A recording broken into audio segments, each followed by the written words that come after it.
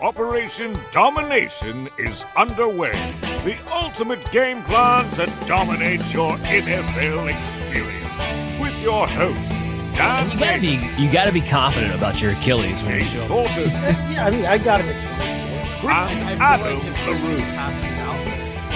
Don't hope to be great and dominate. All right. Welcome back into Operation Domination.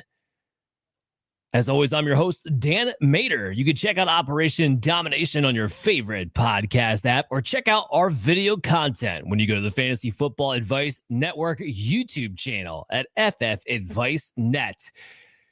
I'm joined here with the one, the only, the great, the master, Dr. Brian Scott of Injured List Podcast. Brian, how's it going this week, my man? It's good. You put a lot of adjectives there that I don't necessarily think I would use for myself, but I appreciate that. Well, that's why I do that. That's why I do that. You let me do that. Let me build you up. You can be humble. Just add that another adjective to the list. The master of humble. I'll take. All right, we know how this goes. We got the injury inquiries. We got a laundry list of guys to talk about. We're trying to figure out who's exactly going to play, and even the guys who aren't going to play, maybe what a timetable looks like and what the fantasy fallout of all of that really, really means. Are some of these repetitive? Yes, like the first guy that I'm going to bring up to you, Brian, because he's been on my list, I feel like, all season long because he's on the 49ers, and 49ers just give us content every single week. So why not? Brock Purdy. So Kyle, let me get a different kind of context behind this first. Kyle Shanahan comes out on, I think it was on Monday. Was it Monday? Okay. I don't think it's a long shot anymore that Brock Purdy plays next week. That's about as good of an update as you can possibly get of the 49ers. Is that what he said? Because I heard that he used the term sensitive. It's a sensitive topic, his injury, which spells disaster in my world when you hear a coach refer to it as sensitive.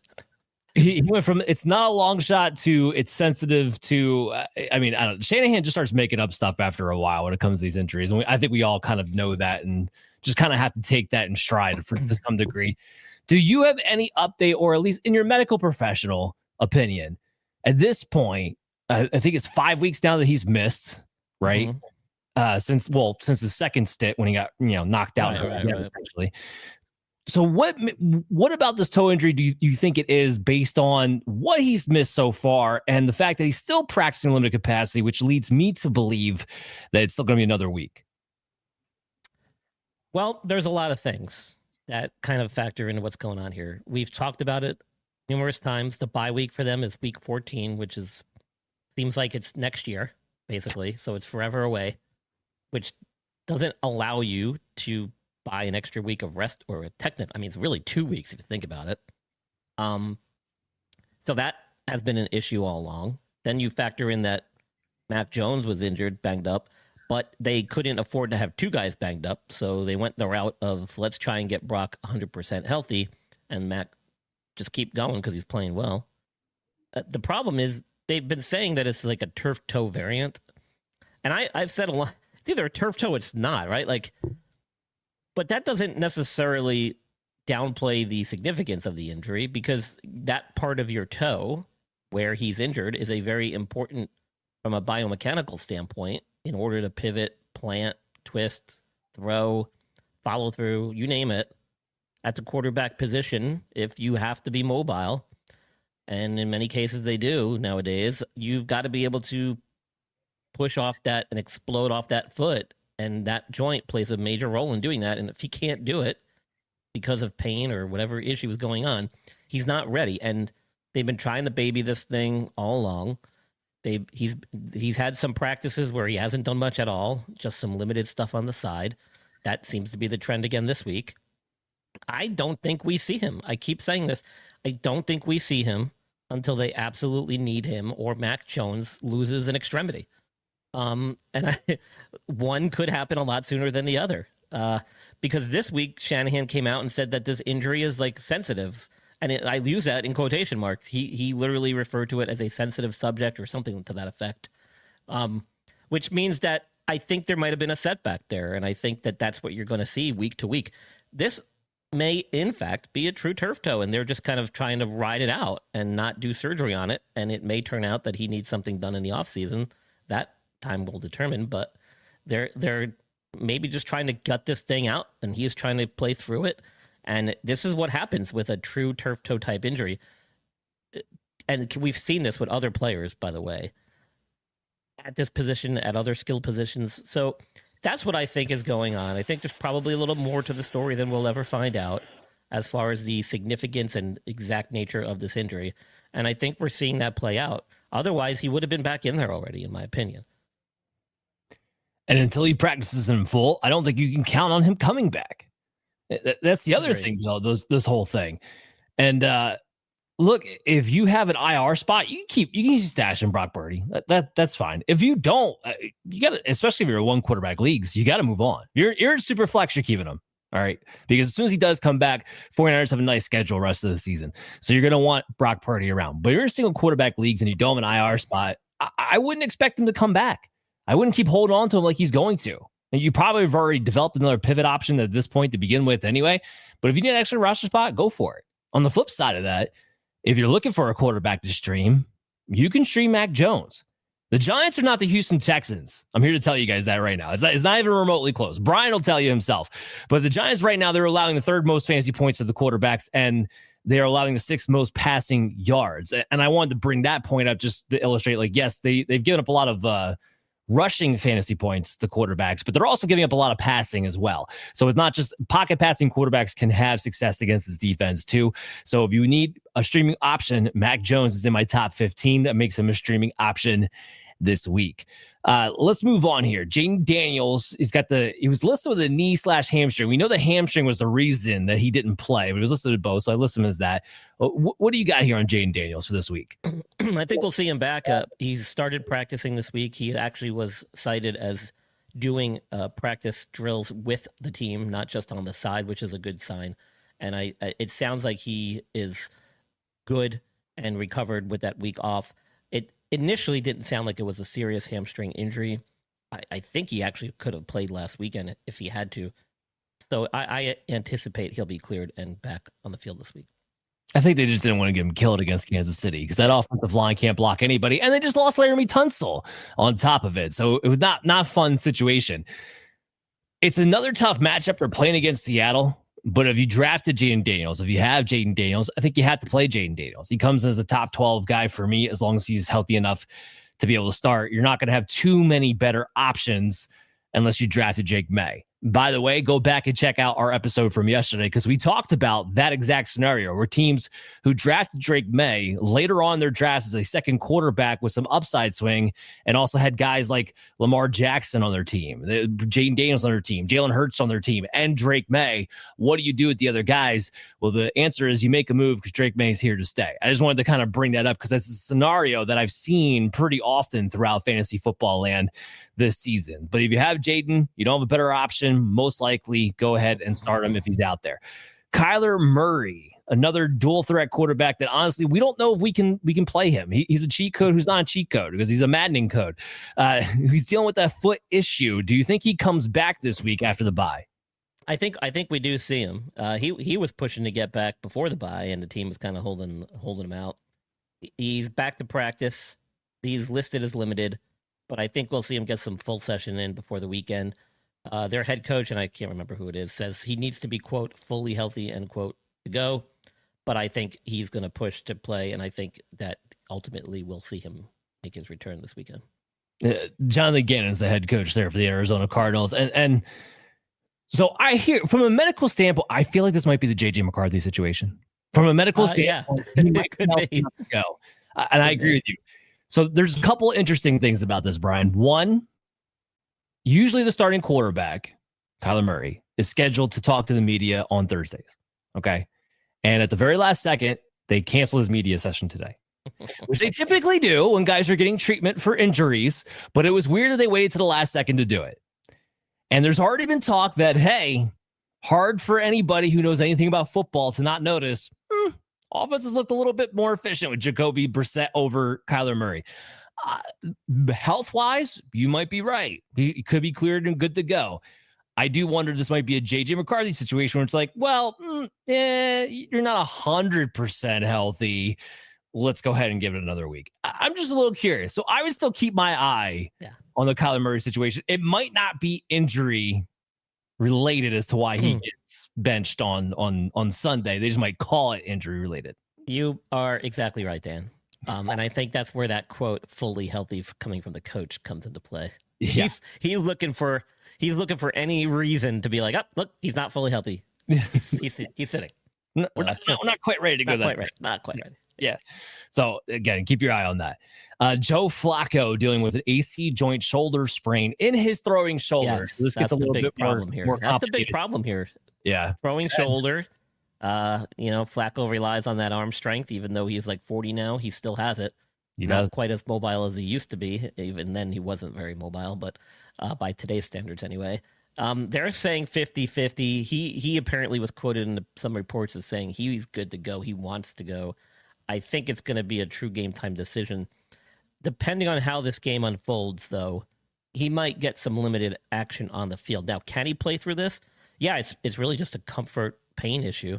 If he feels comfortable back there throwing, if he doesn't have any discomfort and can accurately and efficiently get the ball out of the pocket and do it the way he normally does with no major side effects, then we should see him.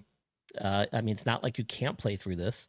It does make it a little bit more difficult, being that his throwing shoulder. But if he can make the passes, then he'll protect himself from the hits that he can, that he has control over, i.e. when he scrambles out of the pocket and, so he'll be sliding, he'll be heading for the sideline. I wouldn't expect him to try to extend plays very much if he has to scramble. But it really comes down to pain management, comfort level for him. And again, we're talking about a guy that's been in the league for many years now. He's 40. This could be his last go-around, depending on this injury and the success he has here in Cincinnati, filling in for Joe Burrow. So he might be calling the shots more so than the medical team or the coaches in this situation. So if he's saying 50-50, I have to stand behind that. I have to believe that. But it could be a game-time decision. And even if he does play, depending on the outcome, we might see maybe some limited action. So it was a good sign that he was actually able to get a limited practice in today. And so that is comforting to know that maybe he truly does, to your point, have a real actual shot to be able to line up and play. AC joint sprain to the throwing shoulder. It is a little discomforting because while Joe Flacco can still sling it, if he loses anything on that football, it could go really bad, really, really fast. However, I'd rather take 75% of a Joe Flacco shoulder over Jake friggin' Browning, who is like the second worst quarterback in the NFL to Cam Ward when he was out there. So, if you have Jamar Chase, if you have T. Higgins, if you have Chase Brown especially, you're hoping Joe Flacco can play. Now, as far as like the fantasy interest, I think, of this story, because if you have those guys, you're probably playing them regardless because it's hard to bench those guys. Flacco's been a top 12 quarterback that you actually really want in your lineup, especially with the bye weeks going on. And I have him, as of now, in my top 12. It's against Chicago. It's a great matchup to give up a ton through the air.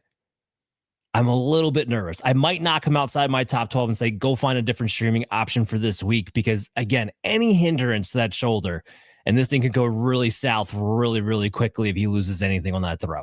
So just keep that in mind. I would feel a heck of a lot more comfortable if it doesn't lead into Sunday of us still waiting to see if he's going to play. Like if they can come out on Friday, even if he's not a full participant in practice, and say, it looks pretty good for Joe Flacco. And I'm talking about, like, the team's not going to say that. I'm talking about, like, Tom Pelissero or Adam Schefter comes out and reports that from their inside sources. That would make me feel a lot better about maybe rolling the dice on him going into this week. So wait and see on that. Bryce Young dealing with the ankle issue. What do we have an update here? Well, you can answer this question better than me. Is this also like a Mac Jones, Brock Purdy issue, or maybe more like a Kyler Murray issue? Because I think this is more Mac Jones, Brock Purdy. Okay, because I feel like Bryce Young is ready and should be in there. I think he got a full practice session in earlier this week. The team was being cautious earlier on. Did they have their bye, or they have their bye coming up? I can't remember. I think they're coming up. I think their bye's coming up, which that was the only thing that kind of made me question whether or not he was going to play this weekend. But now that he's back at practice in a full capacity, and he was kind of itching to get back out there even last week. I think we do see him. By all reports, it didn't sound like it was a really serious ankle sprain, even though I think some reports say it was a high ankle sprain. I don't think it really was. He never really exhibited any signs of that. I think he's ready. I think we'll see him back. So just so everybody knows, their bye week is week 14, Carolina Panthers. Yeah, okay, so they've got a similar situation to the 49ers. And the reason why I say it's more like Mac Jones and Brock Purdy, it could have been a J.J. McCarthy or Kyler Murray situation had Andy Dalton played well. Yeah. Because that was such a catastrophe this past Sunday, if Bryce Young is healthy, he probably gets a shot again. so I'm kind of with you in that. And because he practiced in full, we probably will see Bryce Young out there. Now, I don't think that does anybody any favors.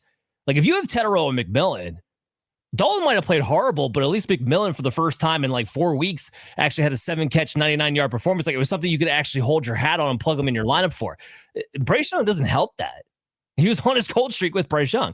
So the only thing I'm looking at Carolina-wise that I have any interest in whatsoever is Rico Dowdle. And I didn't get to talk about this in yesterday's show, so I'll talk about it real quick now. Dave Canales, the head coach of the Panthers, has already come out and said that we cannot ignore Rico Dowdle. Basically, Chuba Hubbard came back the last 2 weeks, and Rico Dowdle went from rushing 200 yards each of the previous 2 weeks to like, oh, he's the backup running back again. And Chuba Hubbard's been awful, or I shouldn't say awful, but inefficient since he's been back. I do think you're going to see that flip the script. I think Rico Dowdle is going to be the starter, and Chuba Hubbard is going to be the guy working in as the 1B behind him. So Rico Dowdle, as a result, is in my top 24 because flat out, he has been running well.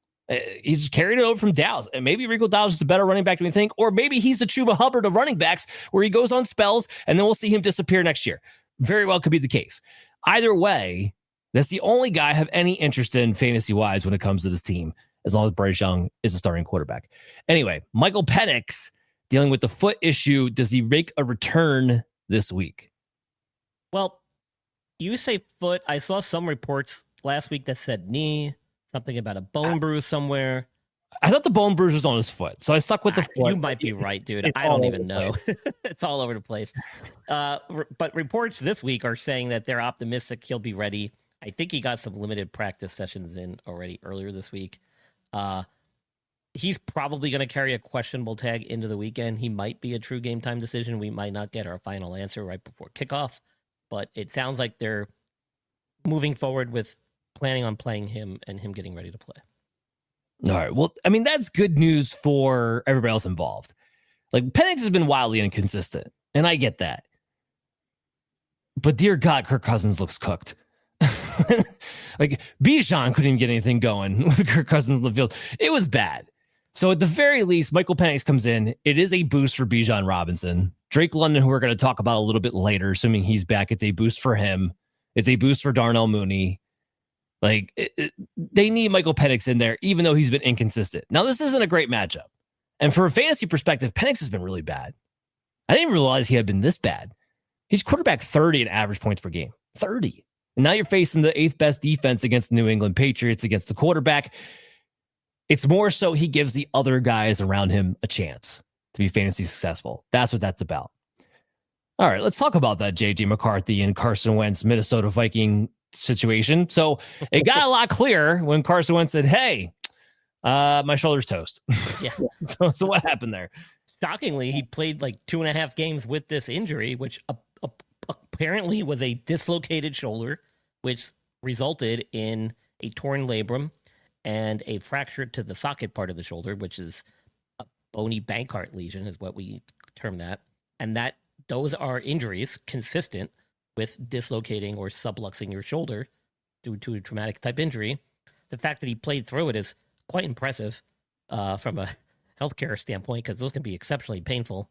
Luckily for him, it was not his throwing shoulder, so I think that helped him be able to play through it. But if you watched him at all the last couple of weeks, I mean, there were times where he was writhing in pain on the ground or at a sideline. He was trying to tough it out, and I think in some respects he was playing for his career here because, this was a shot for him to carry the torch again as a starter in the league. He's been kind of relegated to a backup role toward the end of his career here. This potentially could put him out for quite some time because he's going to require season-ending surgery. The timeline for this could be anywhere between 6 to 9 months because before he can get back to contact type activity. But he'll be able to throw because it's not a throwing shoulder way earlier than that.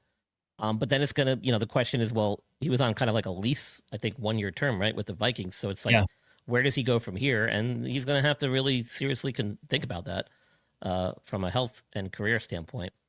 As far as JJ McCarthy goes, there's no reason why he shouldn't be long recovered from his injury. This is one of those situations we talked about when it first happened. Like, he got hurt. Nobody really saw him get hurt. Then it was a high ankle sprain. We're like, oh, wow, now he's definitely out for 4 to 6 weeks. Never went on IR, though. So you can make of that what you want. It sounded like it was more of an excuse. Sidelines. Yeah, right. And then like JJ McCarthy looks like he's kind of bouncing around the sideline. Yeah, exactly. Like he didn't look too hampered by this high ankle sprain when he was not playing. So now the question is, well, does he get back out there? Is he ready? And I think he is. I don't think this ankle injury was nearly as significant as they made it out to be. I think it was more of an excuse to get him off the field and maybe have him study some more video and watch from the sidelines. But now, I don't know who else you put in there. I know they signed somebody else, I think, as an emergency backup. But like JJ McCarthy, man, I think you got to roll with him now, right? They don't have a choice. There's no choice. They have to go back to JJ McCarthy at this point. If nothing else, for the draft capital they gave him. He only played in 2 games, but in those 2 games, he only averaged 20 pass attempts. So this is where, like, if you're a Justin Jefferson owner, if you're a Jordan Addison owner, if you're a TJ Hawkinson owner, you're hitting the panic button a little bit here because not only was it not good those first 2 weeks, and remember, Jordan Addison was suspended. So Justin Jefferson, TJ Hawkinson, they weren't even producing with Jordan Addison not on the field, taking away his own target share. And you're talking about a quarterback that, to this point at least, Kevin O'Connell has not shown enough trust in to throw the ball more than 22 times in a game. So either Kevin O'Connell is just going to say, the hell with it, and I'm just going to make you play, and we're just going to get aggressive because the Vikings don't have a good enough offensive line to try to be ground and pound. And the defense is not playing well enough, and it's too banged up to be able to complement a ground and pound offense to begin with. So I'm looking at Kevin O'Connell like, you might have no choice but to say, the hell with this. You're going to throw the ball 35 times like we had with Carson Wentz, and we're just going to see what happens. And that's what, look, if you have the rest of those guys, that's what you need to have happen because, frankly, McCarthy's not efficient enough, nor is really any quarterback on 20 attempts to get these guys the fantasy value that you expect from when you're talking about the talent that we're talking about. So this is really going to come down to schematically how Ken O'Connell approaches this to dictate how this goes from a fantasy perspective. McCarthy, we don't care about from that standpoint. Running backs, Cam Scatterbo. Oh, I'm sorry, Brian. As the Giants, I apologize to you as a Giants fan that this had to happen. I accept your condolences, and I do appreciate that. This is going to be a tough one for a while, but then we'll get over it. It sucks. I mean, it just goes to show you the game of football is a violent game. Injuries can happen like that, and your season, potentially career, can be over in a blink of an eye. Let this be a lesson to all rookies across the league, not to take things for granted. Get out there, train, practice, take care of your body, take care of yourself, because you never know. You never know when that one play is going to happen. People were calling it a hip drop tackle. You could probably go either way on that. Now, the issue with this injury, though, is not the fact that he had it. It's the fact that apparently it was an open injury, meaning that to some degree, the bone popped through the skin. There were reports saying, oh, he tore his deltoid and fractured his fibula. And it's like, yeah, that's exactly what you would expect to happen when you have an ankle fracture dislocation. Almost all the time that happens. But then Ian Rappaport had posted on X and was like, oh, they did emergency surgery. They fixed the ankle and closed the wound. And I was like, what? Whoa, wound? What wound? That means it was an open injury. That is the most concerning thing. So the issue there then becomes you have to worry about possibly an infection seeding into the ankle or to the area or the bone where the injury occurred. And so I think that was the reason for the emergent surgery that he had while he was still in Philadelphia. And because the wound was probably very small and the fracture was probably clean enough that they could fix it. There wasn't a tremendous amount of swelling just yet, and that necessitated the surgery that quickly. Now, long run, if he doesn't get infected, which we don't think he will, he's not a high risk because he's young, healthy. It was probably a small injury, wound, which is what we're going by here. Then he should get out of that potential for an infection. And once he kind of gets several months in here, we should know if there's going to be anything insidious happening there. And if he can get that past that, then he's good. He should be good. The timeline, though, is still going to be about 6 to 9 months. So his season's done regardless. But I think he'll be ready in time for camp next year. He may even be ready for OTAs in the offseason. So it's not terrible. Hopefully there was nothing else major that was damaged as far as the internal structures of the ankle joint. By all accounts, haven't seen anything that indicates it was. So he should get through this. He should get on with life and football afterwards and still be very competitive. But this will kind of, in your mindset going forward, this will definitely make him second guess or maybe question some of his training methods and what he does to care for himself in the offseason. He's going to have a lot of time on his hands to sit there and think about it. Apparently, he's been hovering around the facility ever since the injury. He's not one to sit at home, according to all players on the team who've been talking to the media. So it sounds like he's wheeling himself around the training facility, going to meetings, watching video, which is awesome. I think that's what should happen with everybody who's injured. I think they should all be involved in some capacity. There's still a lot to learn. There's still a lot to take from the game, even if you're not out there in the field participating, building rapport with your coaches, your staff, and your teammates. I think that's the wise thing to do. So I'm glad to hear that he's at least doing that. The season's still young. He's got a long time with this organization, hopefully, and hopefully we'll see him back healthy and good as new next year. Yeah, all the best to him. I mean, that injury was gnarly because when you saw it live, like, woof.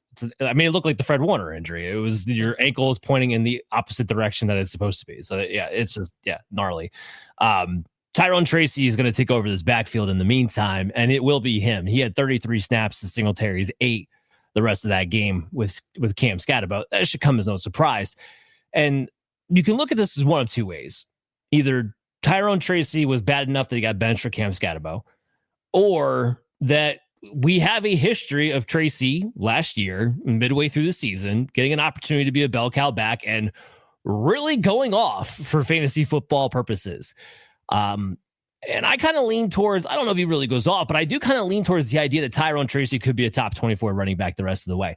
First of all, that system is built on a running back being heavily involved in both the passing game and the rushing game. And that's something Tyrone Tracy can do as a wide receiver. I mean, Devin Singletary, who I think just doesn't have it anymore, has history with Dayball of these second half spurts when suddenly getting his bell cow opportunities and going off. We saw with Tyrone Tracy last year.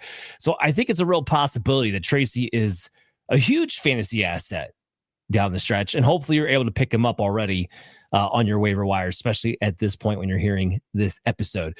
But my point is, I think he's a top 24 running back, and I think you're okay with that. This was a late add to the outline, Brian, because at first I wasn't going to do it. So it's DeAndre Swift with the groin. And to be clear here, if you guys have been paying attention, DeAndre Swift's been listed with the groin for like the last 3 weeks.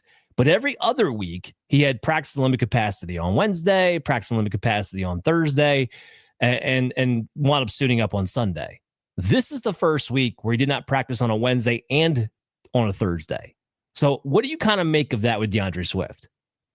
It is concerning from an injury standpoint. You have to wonder if this didn't get worse or potentially he re-aggravated and made it worse. Not a good sign. Usually if you're trying to play through an injury, you might take a day off or get some extra treatments, but you're not going to miss 2 consecutive days because you need to be out there. You still need to prepare, and you want to make sure that you are going to be good on Sunday. So something certainly to keep an eye on. Now, he's a veteran. He's been in the league for a while. He's not new to the organization or to the NFL. It could just be that they're giving him some extra rest this week, knowing that he's been dealing with this for several weeks. That's a possibility as well. He'll most certainly be questionable, if not ruled out by Friday.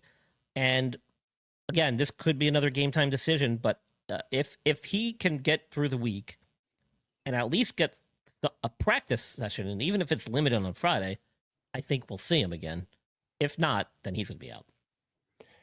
Yeah, so keep your eyes on that. If he is out, Kyle Monangai, wheels up, buddy. Like, I don't think we're going to see a ton of Roschon Johnson. I know Ben Johnson's been kind of on this kick over the past, like, let's say month or so, where he's doing his like Detroit Lion thing, where Monangai's, he's been getting almost 50% of the snaps alongside DeAndre Swift the last 2 weeks. And it's made Swift much more efficient because Swift's always been a more efficient running back if he's on the field a little bit less. I don't think he's going to do that with Monangai and Roschon Johnson. They're too much of the same type of running back. So I think you could see Monangai in a bell cow type role, which would make him a top 24 play in a plus matchup here against the Cincinnati Bengals. Like sweet play, DFS play. Like he's like the free bingo card there on the DFS play if that winds up being the case. So keep your eyes on that. If Monangai, for whatever reason, is available in your leagues, pick him up because there's a real chance you're going to be starting him this upcoming week if DeAndre Swift misses yet another practice. Isaiah Pacheco on Monday hurt his MCL. We kind of hurt. We all saw him at the very end of that game hurt his knee, but then he kind of popped up. He was cheering, so it looked like, all right, you're going to be okay. Then they come out and say like, oh, he's week to week with an MCL injury, and I don't know. I got to think he's not going to play this week. I kind of leaning that way too, Dan. I mean, sometimes with these injuries, it doesn't feel as bad until the next day, and then you're like, oh crap, that really does hurt, and you get a little bit more swelling that sets in. Now, it probably wasn't serious enough that he's going to require any extensive rehab or surgery or anything like that. But even a mild MCL sprain can be a nagging little thing that can linger for a week or two. So I anticipate that maybe they'll give him this weekend to rest, and we might see him back the second week. So I don't think it's going to be like a career or season-ending thing. I think it's just going to be a week or two. But I agree with you. I think we won't see him this week. Mostly also sometimes just to protect the player from themselves with this because they tend to try to rush back a little too quick and end up making it worse. Well, if there's ever a player who needed to protect him from himself, it is Isaiah Pacheco, 100%. Kareem Hunt, look, he already has a role. It was goal line role, works in about 50% of the time, early downs. I know there's a moment there where we thought Pacheco could work his way back to his old role, was starting to pick up a little bit of steam, but Kareem Hunt was never going away. Remove Pacheco from the equation. You're not going to see Kareem Hunt go bell cow, but what you are going to see is him take his goal line role, take his early down role, and just expand it a bit more into what Pacheco leaves left over.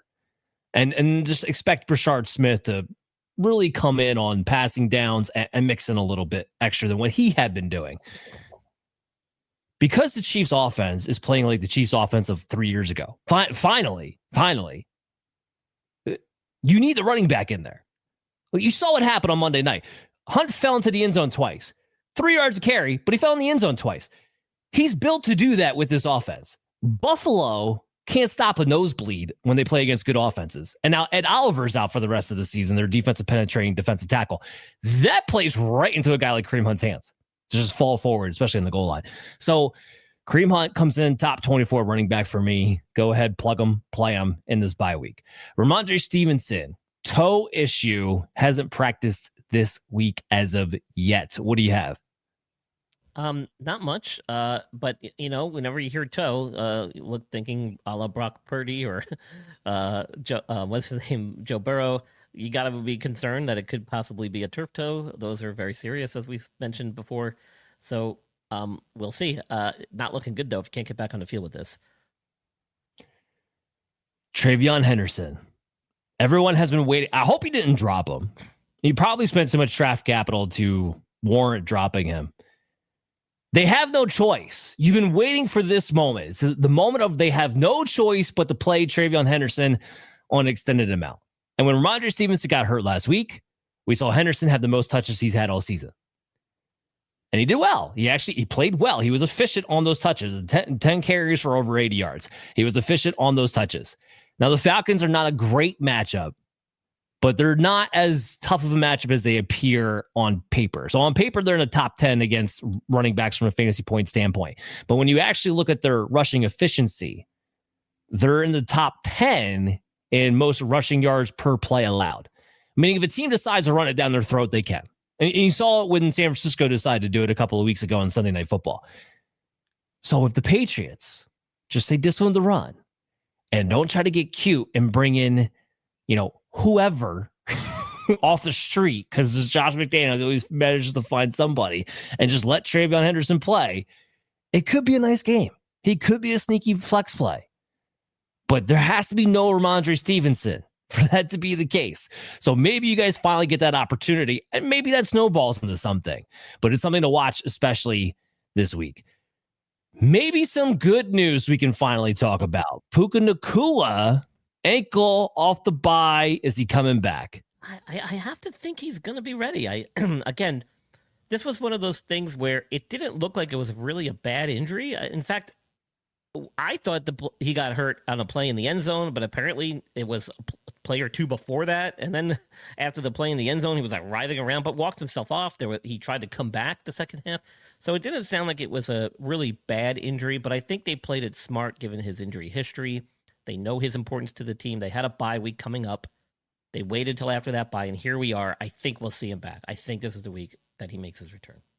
And he's got a nice little matchup against the Saints to boot on top of it upon his return. Now, remember, Puka Nacua was not just the wide receiver one before he was injured. He was the wide receiver one by a friggin' landslide. So obviously, you're excited about him coming back. The only thing about this game that scares me is that the Rams might be up by so much going into the second half that they just pump the brakes by the early third quarter. That's the only thing that would scare me about what your ceiling is and your overall production is for anybody in the passing game, whether it be Puka Nacua, Matthew Stafford, or Devontae Adams. But, whatever, you're still playing and starting all those guys. Happy to have Puka Nacua back. This one's near and dear to my heart. Drake London hip issue. Brian, tell me good news. I think that we're going to see him ramp up, but I don't know if he's going to be ready. I think he got a limited session in this week, if I'm not mistaken. And I think both days, yes. Both days, yeah. And was he a late removal from the game last week? It happened very late in the week, if I'm not mistaken. Yeah, sort of. So it wound up happening, I believe it was Friday he practiced, and it wasn't until after the practice that they wound up listing him with the injury, and then come out Saturday and were like, yeah, he's probably not going to play this week. Yeah, I think he's going to carry a questionable tag right up until game time again this week. I think it's going to be another last-minute kind of decision here. It sounds like it's probably just a hip pointer. I don't think it's anything serious, but those can be quite painful and can take some time to get better. I'm expecting that maybe he'll get a full session in before they make that determination. If he goes limited, then it's not looking good. I told you to give me good news, Brian. I'm sorry, I'm trying here. So there's a 50-50 chance, basically, is what you're telling me with Drake London going into this week. And that's kind of what I expected. We'll have to see. The Falcons have to turn it around. So with Michael Penix, even if he was 100%, they have to push him out there. Drake London, I got to think, to your point, if he can manage the pain, they might try to push him out there. It's not a great match against the Patriots, but you're not going to have a better option. So just kind of keep that in mind. We'll have to wait and see whether London's out there or not. It seems to have no relevancy of affecting Darnell Mooney. It might affect Kyle Pitts and his target share, but Mooney seems to be locked in this role where it's like, look, you either hit that big play or it doesn't matter. It doesn't matter if London's on the field or if he's not. At least this season. Last year it did. This year it doesn't. So here we are.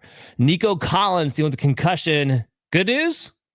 Yeah, I mean, it sounds like he got at least a limited session this week, and that's a good sign because that means he's making his way through the concussion protocol and progression.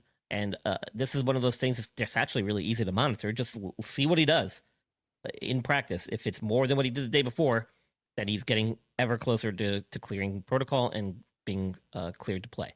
Sometimes that can happen on game day.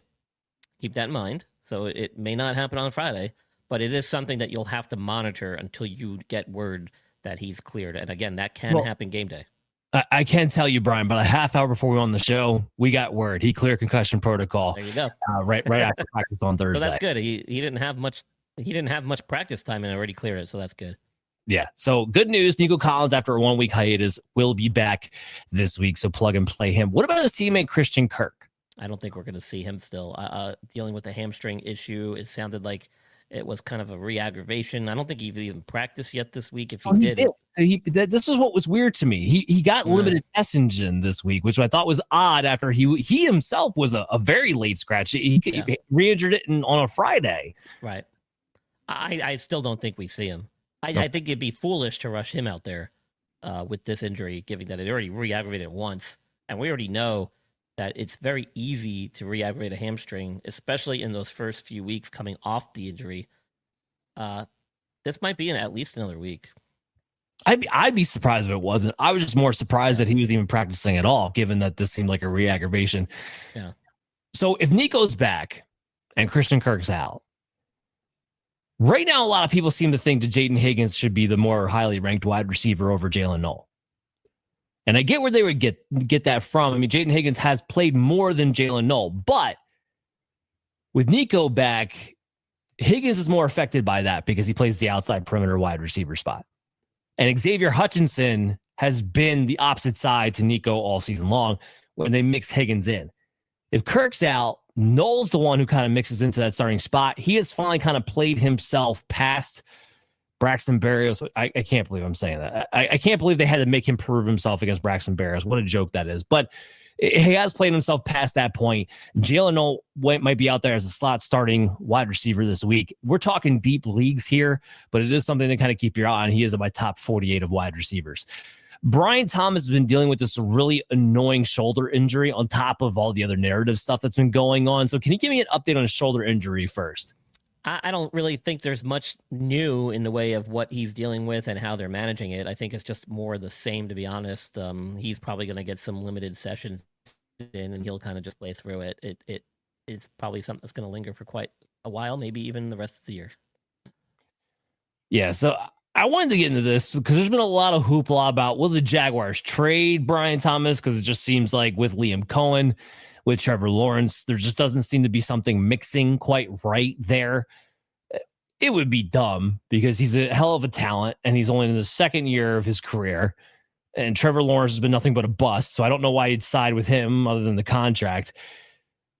It doesn't sound like they're going to trade him, but I do bring that up to bring this up. You know who the Jaguars in this regime did make a big commitment to? And that was Travis Hunter. And the thing that's been holding Travis Hunter back all season long is that they have been actually trying to legitimately split him between wide receiver and cornerback. Well, before the bye week, that was no longer the case. He was 100% full-time a wide receiver. And for the first time, we saw him play 90% of the snaps. And it wasn't just because Brian Thomas hurt his shoulder. He was already playing that much before Brian Thomas got hurt. There is an emphasis on this team that if he's not going to be able to play both ways, with the draft capital they gave up to draft him number 2 overall, they have to make him work somewhere. They have to justify it. I think there's a very good chance Travis Hunter, if he's not the number 1 target over BTJ, is at least getting a very, very similar target share the rest of the way and playing 100% at the wide receiver position. And it wouldn't surprise me, given the lack of chemistry between Trevor Lawrence and Brian Thomas, that he does overtake as the number 1 receiver on that team. And as a result, would be a top 20 wide receiver for fantasy football purposes. So this is something to really keep your eye on heading into the upcoming weeks. If you have Travis Hunter, I think the volume is going to turn the corner for you pretty soon here. All right, let's talk a little Calvin Ridley, still dealing with his hamstring injury. Do you have an update? And it doesn't sound good. I think he already is carrying a doubtful tag heading into the weekend, which means 25% chance he plays. And if you're talking a hamstring, that probably drops down to 10. I think he didn't even practice earlier in the week. I'm not sure if he did anything today. So it's not looking optimistic. No, I would say probably not. Chimere Dike has been, or DK, however you want to say his last name. He's been very good the last couple of weeks. Alec Ayomanor has been the guy who's been playing the most, especially with Calvin Ridley out. He's been okay, but there's not an explosive factor to his game like there is for Chimere. He could take the top off, and he's finally been playing more since they got rid of Tyler Lockett. He's been allowed to play in the slot. That's where he needs to go. He's a seam stretcher. That is his game with Cam Ward. I actually rather take a shot on him and the upside that he can bring with the big play than if you're going with Alec Ayomanor in any league. And again, we're probably talking deeper leagues here or buy spots, but that's the kind of direction I would want to go in with no Calvin Ridley yet again. Speaking of wide receivers, we're probably not going to have yet again. Ricky Pearsall, anything? I don't think we're seeing him this week either. There was some kind of weird statement by, I think, John Lynch about PCL's a real nagging injury. Yeah. Hashtag because usually you get a bone bruise with it, and that's probably what he's dealing with. I've been saying that all along. I'm not sure if the reports have said that, but when you have a PCL injury, that's the two things that can potentially keep somebody out this long with a PCL injury, or if it's significant enough, are bone bruising and or instability of the knee. And it sounds like it's probably the former rather than the latter, because he hasn't really done anything. So, and that has continued to be the theme this week, and I don't think we're going to see him again. He was leading the NFL or I think he was third in the NFL in receiving yards before he got hurt, and we just haven't seen him since. Like it's so annoying. It's so annoying what's going on. And then you talk about the IR spot. I know I mentioned before, like, okay, some teams have hit that point where they're kind of running out of designated to return IR spots, and that could be a reason why. But this is crazy. Like, stop telling me he's week to week. Just give me a timeline. Just give me an actual timeline. Ugh, annoying. Anyway, one guy I didn't put on the list here. I'm just going to mention him real quick. Terry McLaurin's already been ruled out. Sounds like he re-aggravated that quad injury on Monday. We kind of called that too. I think I mentioned that I saw video of him last week, like prior to the game, and it looked like he was still limping a little bit. And then, sure enough, I mean, like, did he even play the whole game? Like, he might come out pretty early. He played. Really? I'm surprised because I didn't think he was ready, and yet they threw him out there, and here we are. Now this is probably going to be a several weeks absence, if you ask me. Not only did he play most of it, he made a couple really great plays in that game before he never looked right, though. He never looked right. Yeah. No, he didn't. And Deebo Samuel looks like he doesn't look right with the heel issue, but he's going to be active and he's practicing and he's playing. But this second half downturn of Deebo is coming. As a 49ers fan, it happens all the time. Yeah, I was going to say, as a 49ers fan, I've seen it every single year, and you're about to get your taste of it, Washington Commander fans. Jacoby Meyers, knee, toe. Do you think he's healthy enough to play? Yeah, it sounds like a week of rest did him good. I think we'll see him back. That, according to most reports, it sounds like he's nearing a return and should be ready this weekend. The only way he wouldn't is if the Raiders decide they're definitely trading him. And the Raiders should trade him, BTW. So here's the problem with Jacoby Meyers. Even if he is back, only his first 2 weeks did he have a 30% and a 27% target share. Since then, it's been 21%. Instead of featuring, which is probably why he wants to be traded, instead of featuring Jacoby Meyers like he's your best wide receiver, because, well, he is by a landslide, you decided, Chip Kelly and all his infinite wisdom, still don't understand how he got an NFL job, decided he's going to rotate wide receivers. He's going to rotate Jack Besh and Trey Tucker and Dante Thornton. And, look, I love young guys too. Jacoby Meyers is a very solid, good wide receiver. And remember, this is the same moron who's rotating Brock Bowers even when he was healthy in and out of the lineup, limiting his fantasy success even before the injury. So I'm hoping Meyers gets traded. And I say that to say this. Like, there's some leagues out there I've seen Meyers be dropped, and I get the frustration. Of all the players that have been talked about being traded by the deadline, which is next Tuesday, Meyers makes the most sense for that to happen. I think it is going to happen. I want to see where he winds up before I let him leave my fantasy football team. But if he's still on the Raiders come Sunday, which he probably will be, he's a low end wide receiver 3, high end wide receiver 4 at the best. I'm trying to look for another option because they're not featuring him. They're not targeting him the football enough. And he needs volume to be fantasy relevant because he's not a big play guy. Josh Downs dealing with a hip issue. You have anything there? Not much. It just sounds like he's going to carry a questionable tag. You know, he just came back last week off of the concussion and then had some type of hip injury. Not sure the extent of it or severity of it. Not a lot of news about it, but it sounds like he'll carry a questionable tag. I'm not so sure it's serious enough that it'll keep him out, but something to pay attention to heading into game time. He's a wide receiver 4. I was just thinking about this. We were so convinced, at least I was. Brian, I think you were too, honestly, because you have a background with Daniel Jones. We were so convinced that he was going to be the guy because of how much Daniel Jones just in the past loved targeting his slot wide receivers. And even though I knew Michael Pittman was the better football player, and it's just Indiana Jones is a much different player than Danny Dimes. This is what it boils down to. Much different player. He's actually targeting the perimeter, hitting those guys on the outside, and this offense with Jonathan Taylor in the way is just working for him. So Josh Downs, even when he's out there, is just a wide receiver 4 because it's too hit or miss. It's too wide of a variance when he's going to even be involved. And this is a game script here. It should be higher scoring. We'll have to see. But Yeah, I'm leaning away from Josh Downs regardless here. Marvin Mims concussion. Just curious thoughts there. As of Wednesday, didn't practice, so I don't know if he was even able to do anything today. Even if he did, you're kind of running out of time each day that goes by getting through that protocol. This could be a last minute thing if it does happen at all. Okay, and usually I don't talk about guys who are like this far. Like Marvin Mims is a wide receiver 5 when he's on the field because it's any given week he's going to get volume. The reason I bring him up is if he is out, Pat Bryant, who's already been playing more, becomes the de facto wide receiver 3 for the Denver Broncos this week. So again, deeper leagues looking for a spot play. He's somebody you can count on getting more playing time if Marvin Mims is not able to go. Luther Burden and Alameda Zaccheaus, talk about their injuries, concussion and a knee. Yeah, Luther Burden, similar situation to Marvin Mims, didn't do anything on Wednesday as far as all the reports I've read. I'm not sure what he did today, but again, you're cutting it close with time. They need to get independently cleared by a neurologist or a concussion specialist. So that we're running out of time for that to happen. Although it has happened on game day, so we'll see. Zaccheaus, I can't even say his name. Zaccheaus. Some type of knee injury, not exactly sure what it was. He didn't practice on Wednesday. I'm not sure if he practiced on Thursday.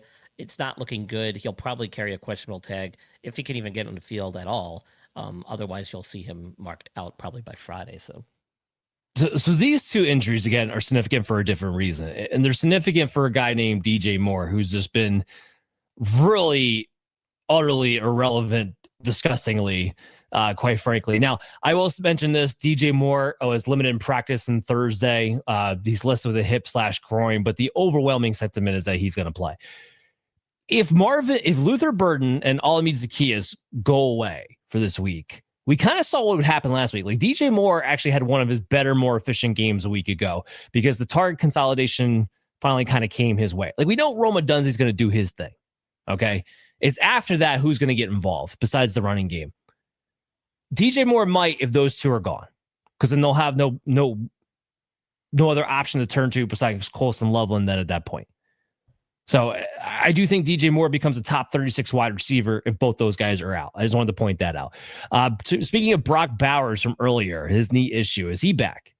Yeah, it sounds like he is. And we had said that. We thought they would wait till after their bye. He practiced in full the last 2 days, I believe.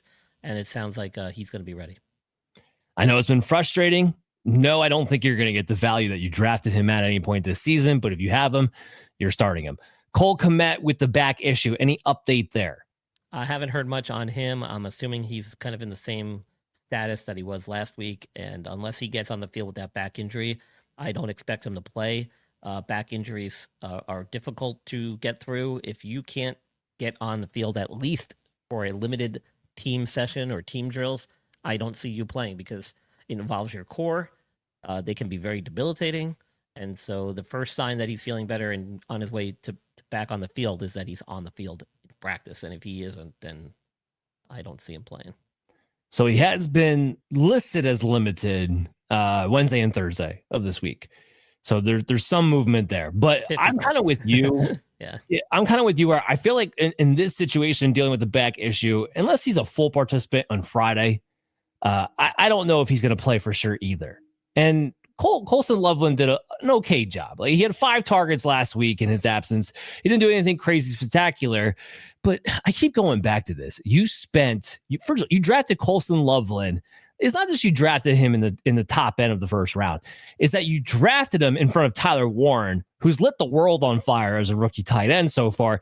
At some point, there's got to be some pressure on Ben Johnson to get Colson Loveland going. You can't do that if you're going to have Cole Kmet in the game, like turning this basically into a Dawson Knox and Dalton Kincaid scenario where Cole Kmet's there to block like Dawson Knox, but because he's on the field so much, Dalton Kincaid never plays enough to really be truly fantasy relevant on a week-to-week basis. It's kind of what's happening to Colson Loveland right now. And we can't really see that. And yes, Dalton Kincaid was also a first-round pick, but Colson Loveland was in the top 15.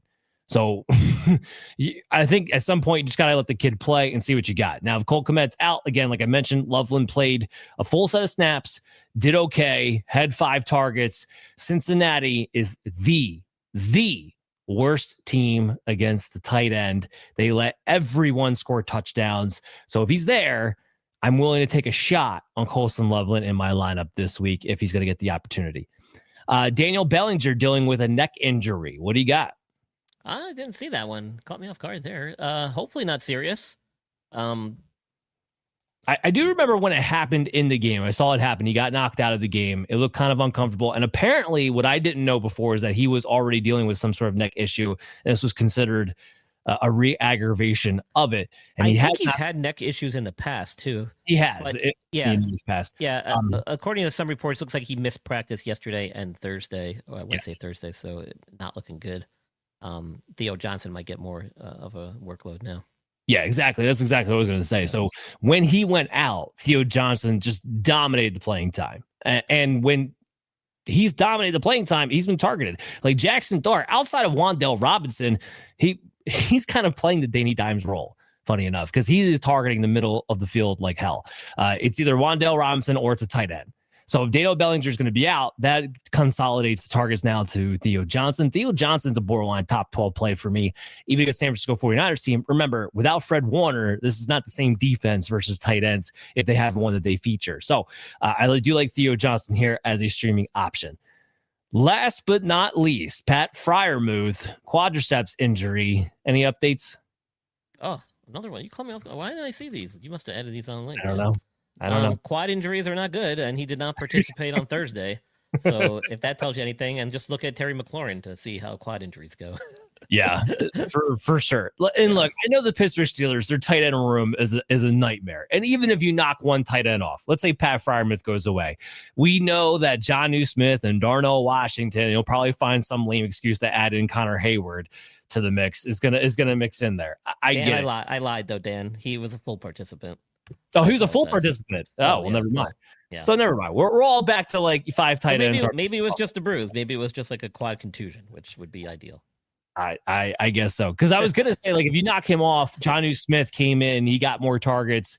He is the better pass catcher of the group, so maybe you could play him as a dart throw sleeper. But if Pat Freiermuth is back practicing full, never mind. I'm avoiding this situation. He missed Wednesday, but he was back full Thursday. So okay. Well, I'm avoiding the situation then because I don't want to touch any of these tight ends. There's too many of them, and there's only one ball to go around, and tight ends don't get targeted like wide receivers. That's going to wrap it up for the Week 9 episode. I hope you guys all enjoyed it. Brian, thank you so much for coming on to the show. Let everybody know where to check you out at and what do you got coming up. Wow, you'll probably find me sitting in front of a computer doing all my research because there's just so many freaking people to go through each week here. It just keeps piling on more and more. Oh, man. But yeah, you can follow me at Injured List Pod on X. I usually try to do updates throughout the day. On Tuesdays, I've been releasing a kind of a preview recap of the week before and a preview to the week ahead. Every Tuesday, I've been releasing a podcast episode where I kind of quickly go through some of the newer injuries that have popped up from the weekend past and any pressing issues that might be developing for the week ahead. So you can follow that anywhere you get your podcasts from. And then I'll be on TSS Fantasy Friday, usually Fridays and Sundays, and you can find them on that Sports Podcast Network. And that's it. And just go to theinjuredlist.com if you want any other updates or news. You can find all my links there. Excellent stuff. Make sure you're following Dr. Brian Scott, the Injured List Podcast. You guys make sure to check out Operation Domination on your favorite podcast app and check out our video content on the Fantasy Football Advice Network YouTube channel at FF Advice Net. As always, I'm your host, Dan Mater. I'll see you tomorrow with Chaz Filardi of Sports Betting Weekly to give you our best bets of Week 9. Until then, take care.